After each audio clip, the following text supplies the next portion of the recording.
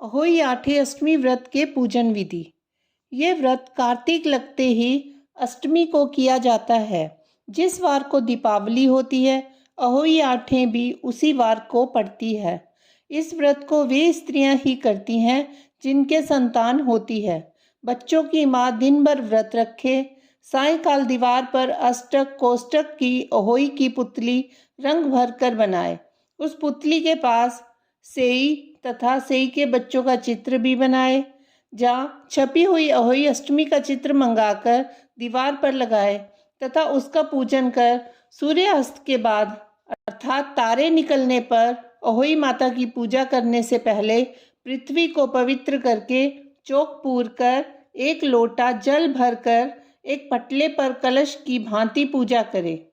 अहोई माता का पूजन करके माताएं कहानी सुने। पूजा के लिए माताएं पहले से एक चांदी की अहोई बनाएं जिसे स्याऊ कहते हैं और उसमें चांदी के 2 दाने मोती डलवा लें। जिस प्रकार गले में पहनने के लिए हार में पेंडिल लगा होता है, उसी की भांति चांदी की अहोई डलवा लें। डोरे में चांदी के दाने डलवा लें। फिर अहोई की रोली चावल दूध व भात से पूजा करें। जल से भरे लोटे पर सतिया बना लें। एक कटोरी में हलवा तथा रुपए बायना निकाल कर रख लें और 7 दाने गेहूं के लेकर कहानी सुने। कहानी सुनने के बाद अहोई स्याऊ की माला गले में पहन ले। जो बायना निकाल कर रखा था उसे सासू जी के पांव लगकर आदर पूर्वक उन्हें दे देवे। इसके बाद चंद्रमा को अर्घ्य देकर स्वयं भोजन करें।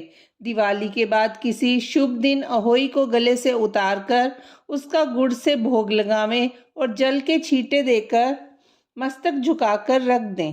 जितने बेटे हैं उतनी बार तथा जितने बेटों का विवाह हो गया हो उतनी बार चांदी के 2-2 दाने अहोई में डालती जावें। ऐसा करने से अहोई माता प्रसन्न हो बच्चों की दीर्घायु करके घर में नित्य मंगल करती रहती हैं। इस दिन पंडितों को पेठा दान करने से शुभ फल की प्राप्ति होती है। अहोई का उज्जमन। जिस स्त्री का बेटा हुआ हो अथवा बेटे का विवाह हुआ हो तो उसे अहोई माता का उज्जमन करना चाहिए। एक थाली में 7 जगह 4-4 पूड़ियाँ रखकर उन पर थोड़ा थोड़ा हलवा रखें। इसके साथ ही एक तियल साड़ी ब्लाउज उस पर सामर्थ्यानुसार रुपए रखकर थाली के चारों ओर हाथ फेरकर श्रद्धापूर्वक सासू जी के पांव लगकर वे सभी सामान सासू जी को दे देवें।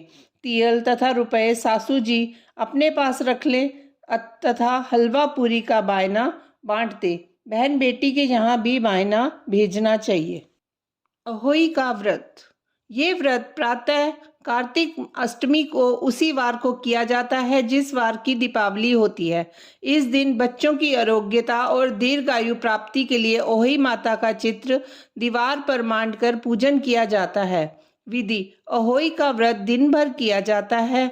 जिस समय तारामंडल आकाश में उदय हो जाए उस समय वहां पर एक जल का लोटा रखकर चांदी की स्याऊ और 2 गुड़िया रखकर मोली नाल में पिरो लेवें। तत्पश्चात रोली चावल से अहोई माता के सहित स्याऊ माता का अर्चे और सीरा आदि का भोग लगाकर कहानी सुने।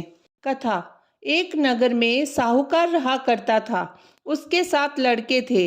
एक दिन उसकी स्त्री खदाने में मिट्टी खोदने के लिए गई और ज्यों ही उसने जाकर वहां कुदाली मारी त्यों ही सेही के बच्चे कुदाल की चोट से सदा के लिए सो गए। इसके बाद उसने कुदाल को स्याहू के खून से सना देखा तो उसे सेह के बच्चे मर जाने का बड़ा दुख हुआ, परंतु वह विवश थी क्योंकि ये काम उससे अनजाने में हो गया था। इसके बाद वह बिना मिट्टी लिए ही खेद करती हुई अपने घर आ गई और उधर जब सेह अपनी घुरकाल में आई तो अपने बच्चों को मरा हुआ देखकर नाना प्रकार से विलाप करने लगी और ईश्वर से प्रार्थना की कि जिसने मेरे बच्चों को मारा है उसे भी इसी प्रकार का कष्ट होना चाहिए। तत्पश्चात सेह के श्राप से सेठानी के 7 लड़के एक ही साल के अंदर समाप्त हो गए अर्थात मर गए। इस प्रकार अपने बच्चों को असमय काल के मुंह में समाये जाने पर सेठ सेठानी इतने दुखी हुए कि उन्होंने किसी तीर्थ पर जाकर अपने प्राण गंवा देना उचित समझा। इसके बाद घर छोड़कर पैदल ही तीर्थ की ओर चल दिए और खाने की ओर कोई ध्यान नहीं दिया, और जब तक उनमें शक्ति और साहस रहा तब तक वे चलते ही रहे, और जब वे पूर्णतया अशक्त हो गए तो अंत में मूर्छित होकर गिर पड़े। उनकी दशा देखकर भगवान करुणा सागर ने उनको मृत्यु से बचाने के लिए उनकी पापों का अंत किया, और इसी अवसर में आकाशवाणी हुई कि हे सेठ, तेरी सेठानी ने मिट्टी खोदते समय ध्यान न देकर से के बच्चों को मार दिया। इसके कारण तुम्हें बच्चों का दुख देखना पड़ा। यदि अब पुनः घर जाकर तुम मन लगाकर गौ की सेवा करोगे और अहोई माता अजक्ता देवी का विधि विधान से व्रत आरंभ कर प्राणियों पर दया रखते हुए स्वप्न में भी किसी को कष्ट नहीं दोगे, तो तुम्हें भगवान की कृपा से पुण्य संतान का सुख प्राप्त होगा। इस प्रकार आकाशवाणी सुनकर सेठ सेठानी कुछ आशान्वित हो गए और भगवती देवी का स्मरण करते हुए घर को चले आए।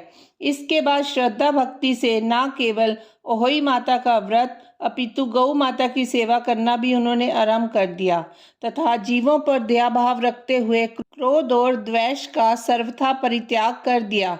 ऐसा करने के पश्चात भगवान की कृपा से वे सेठ सेठानी सातों पुत्रों वाले होकर अगणित पुत्र सहित संसार में नाना प्रकार के सुखों को भोगकर स्वर्ग चले गए। अहोई माता की दूसरी कथा। एक साहूकार था जिसके 7 बेटे थे, 7 बहुएं तथा एक बेटी थी। दिवाली से पहले कार्तिक बदी अष्टमी को सातों बहुएं अपनी इकलौती ननद के साथ जंगल में खदान में मिट्टी खोद रही थी। साहू की मान थी। मिट्टी खोदते समय ननद के हाथ से सेई का बच्चा मर गया। स्याऊ माता बोली कि मैं तेरी कोख बांधूंगी। तब ननद अपनी सातों भाभियों से बोली कि तुम में से मेरे बदले कोई अपनी कोख बंधवा लो। सब भाभियों ने अपनी कोख बंधवाने से इनकार कर दिया, परंतु छोटी भाभी सोचने लगी, यदि मैं कोख नहीं बंधवाऊंगी तो सासू जी नाराज होंगी। ऐसा विचार कर ननद के बदले में छोटी भाभी ने अपनी कोख बंधवा ली। इसके बाद जब उससे जो लड़का होता तो 7 दिन बाद मर जाता। एक दिन उसने पंडित को बुलाकर पूछा, मेरी संतान 7वें दिन क्यों मर जाती है? तब पंडित ने कहा, तुम सुरही गाय की पूजा करो। सुरही गाय स्याऊ माता की भाईली हैं, वह तेरी कोख छोड़े तब तेरा बच्चा जिएगा। इसके बाद से वह बहू प्रातःकाल उठकर चुपचाप सुरही गाय के नीचे सफाई आदि कर जाती। गौ माता बोली कि आजकल कौन मेरी सेवा कर रहा है सो देखूंगी। गौ माता खूब तड़के उठी और एक साहूकार के बेटे की बहू को अपने नीचे सफाई करते देखा। गौ माता साहूकार के बेटे की बहू पर प्रसन्न होकर बोली, बोलो क्या मांगती है?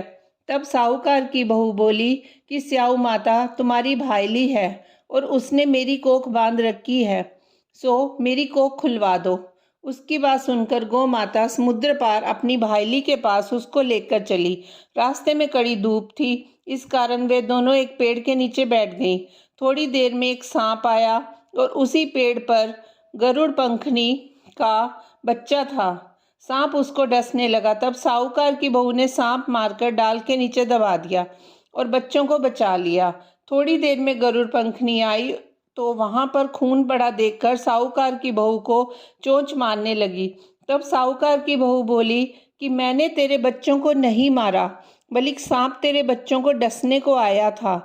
मैंने तो उससे तेरे बच्चों की रक्षा की है। यह सुनकर गरुड़ पंखनी बोली कि मांग तू क्या मांगती है? वह बोली, 7 समुंदर पार स्याऊ माता रहती है, हमें तू उसके पास पहुंचा दे। तब गरुड़ पंखनी ने दोनों को अपनी पीठ पर बिठाकर स्याऊ माता के पास पहुंचा दिया। स्याऊ माता उन्हें देखकर बोली कि आ बहन बहुत दिनों में आई है। फिर कहने लगी कि बहन मेरे सिर में जूं पड़ गई हैं। तब सुरई के कहने पर साहूकार की बहू ने सिलाई से उनकी जुएं निकाल दी। इस पर स्याऊ माता प्रसन्न हो बोली कि तूने मेरे सिर में बहुत सिलाई डाली है, इसलिए तेरे 7 बेटे और बहू होंगी। वह बोली, मेरे तो एक भी बेटा नहीं है, 7 बेटे कहाँ से होंगे? स्याऊ माता बोली, वचन दिया, वचन से फिरूं तो धोबी के कुंड पर कंकरी हूँ। तब साहूकार की बहू बोली, मेरी कोख तो तुम्हारे पास बंधी पड़ी है। यह सुन स्याऊ माता बोली कि तूने मुझे ठग लिया। मैं तेरी कोख खोलती तो नहीं, पर अब खोलनी पड़ेगी। जा, तेरे घर तुझे 7 बेटे और 7 बहुएं मिलेंगी। तू जाकर उजमन करियो, 7 अहोई बनाकर 7 कढ़ाई करियो। वह लौट कर आई तो वहां देखा 7 बेटे 7 बहुएं बैठे हैं। वह खुश हो गई।